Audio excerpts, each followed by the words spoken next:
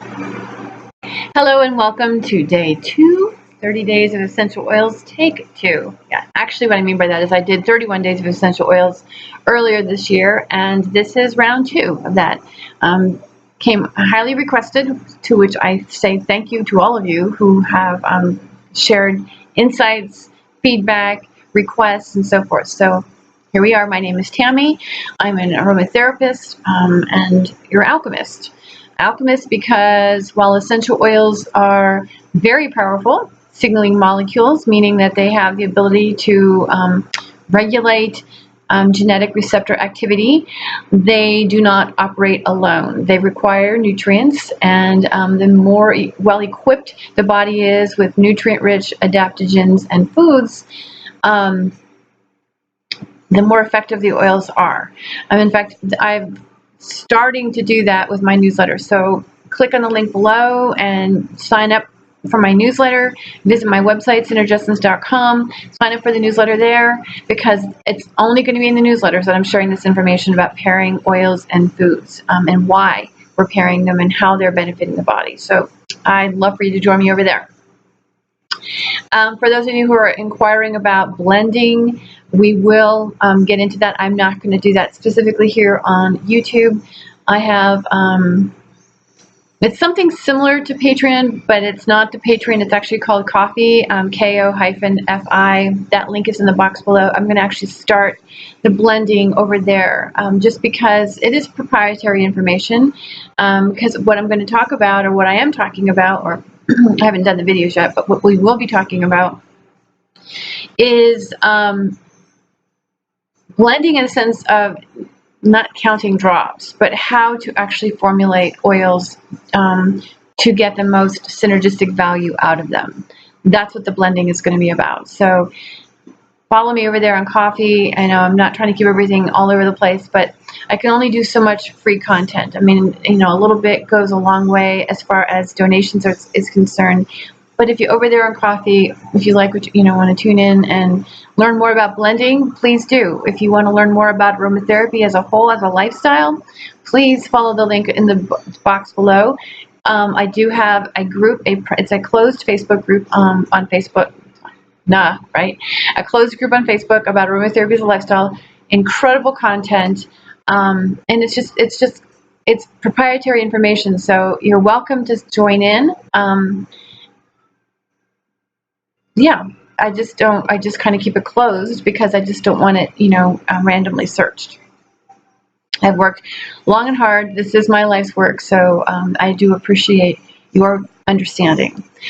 So as I promised, today's video is on Palo Santo. Now, I was excited about this because, truthfully, I love the aroma of Palo Santo. And we always have this idea that, hey, it's written about in the Bible. It's one of those holy ones. It's really, really good. Let's check it out. Let's use it. I always think about that when it comes to oils altogether. At the same time, if you're new to me, that is not my mission. My mission is to share truth, to shed the light on things. And when it comes to oils, for as much as they can help increase the frequency of our mind and our body,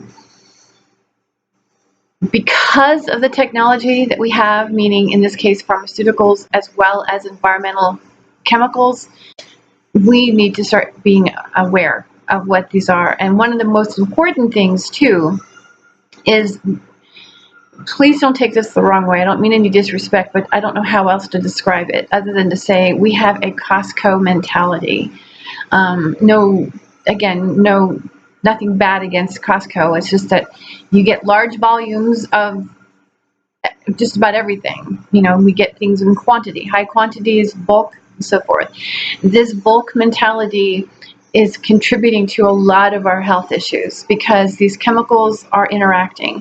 And when we keep piling on oils and just using them because somebody somewhere on some website or some book is saying, hey, let's sell these oils and let's talk about all the benefits. Well, those benefits are valid. They don't necessarily apply to everyone. And number two, not all the time. Okay? we have this tendency to go, well, if some's good, more is better, right? And then next thing you know, you're using, in this case, Palo Santo every single day. And, well, that's toxic. That's about the message I have for Palo Santo. Not entirely, but I got to get it out of my system. It actually has, so when we are looking at the properties of an essential oil, keep in mind there is a synergistic value to the combination of all of the constituents, but then we also understand that the predominant properties are based off of the first two, sometimes three constituents. And with Palo Santo, the primary constituent is limonene. After that, we have another chemical called methafuran, and methafuran actually comes from the mint family. It's very high in pennyroyal as well, and it is hepatotoxic.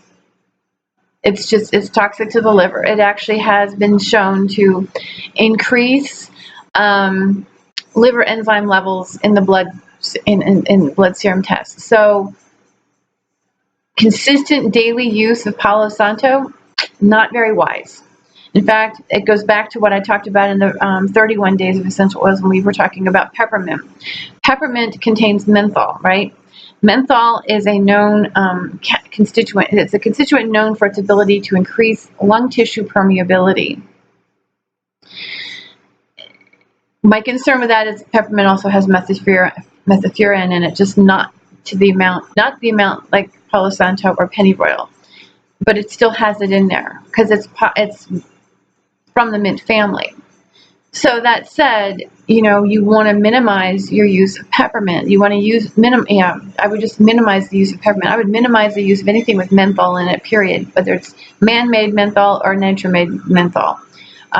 Primarily because with all the things that we're breathing, it's increasing tissue permeability in the lungs, which means we're taking things in even at a rapid rate. So that's what that warning was in peppermint. Check out that video, like I said, over in 31 days. But as far as today is concerned in Palo Santo, methafuran is actually considered hepatotoxic. It also has pulazone in it, which is a derivative or a metabolite of methafuran that is also toxic to the liver. So it is a toxic oil, long-term use. I mean, if you have cancer, okay, going through chemo, or, you know, then a way to pair this oil for protection of the liver and the lungs, truthfully, is to pair it with Greenland moss. And I'll do another video on that one separately, but the Greenland moss will actually help protect you to a degree. But if you have cancer, using Palo Santo for cancer, you can see that's Kilo and that's Mimi back there.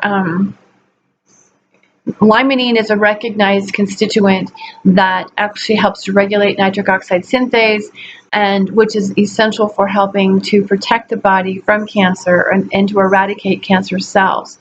So limonene's been found to be very effective. In fact, medically speaking, they are producing, I know there's a limonene product that you can get, I think, with a prescription. I learned of this only because I had a client who had a brain tumor that was, and they were suggesting that she use this limonene product, and her mother learned, you know, that, and they were telling her where it was derived from, the different plants that have limonene in it, and they isolated the limonene and produced it. So because she realized there was oils that they were looking at, she contacted me so that we could help her daughter. So that said, Palo Santo is definitely very high in limonene. It would be very beneficial against cancer. I don't necessarily, even though I made the suggestion with Greenland moss, I don't recommend it, truthfully, on an ongoing basis. There's plenty of other oils out there. I'll list those in the box below and do say more about them in the blog that contain limonene that would also be very beneficial, that you don't have to potentially harm your liver. Okay? That's the last thing I want for anybody. So please use caution with this oil. It is one that people do enjoy. They do appreciate it a lot. but we need to be careful with it. I did a video not too long ago on adverse reactions. This is one that would be something to be concerned about, because adverse reactions don't necessarily always produce like allergic reactions and pain and so forth and rashes. Sometimes they go unnoticed for a while. So, such as higher liver enzyme count. That would be one that would go unnoticed until you finally went in because other issues were coming up and they found out that you had high liver enzymes. So we don't want that for you.